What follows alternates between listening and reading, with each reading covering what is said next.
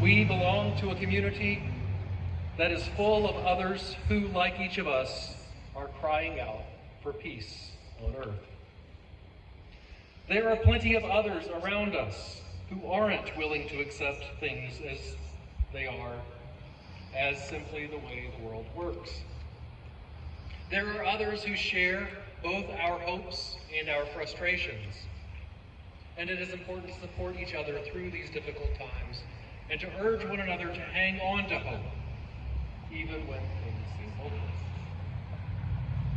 But hope is not enough all by itself. Moving our world toward peace requires action. And while what happens off in Austin at the Capitol and in Washington and in the Middle East and Ukraine, while all of those matter, and make no mistake, we should do what we can to support those who work for peace at a national and global scale around the world. We are also called to sow peace where we can, right here in Rockville, Texas.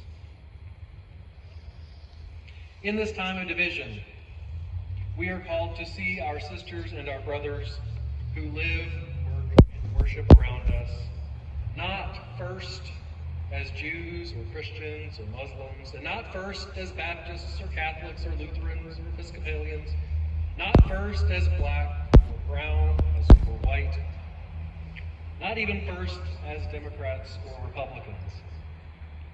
But we are to see each other first and foremost as fellow children of God. And as children of a loving God, we are called to follow our Heavenly Father's example and strive to forgive one another when they make mistakes, to choose to love one another in spite of our differences, and to assume the best of one another, even when we fail to see eye to eye on serious and important issues. And that doesn't mean that our disagreements don't matter. They most certainly do. But no matter how wrong or misguided we believe the other side to be, we cannot afford to see them as a problem to be eliminated rather than as beloved members of one big human family. In St. Matthew's Gospel, Jesus said, "Blessed are the peacemakers, for they will be called the children of God."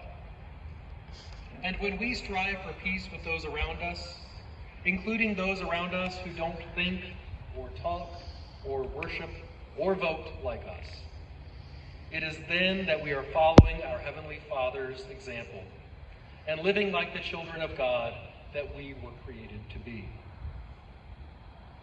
And when we choose to act with compassion and generosity toward those around us in ways both big and small, especially toward those who we're tempted to see as opponents or even enemies, it is then that we are truly living as peacemakers.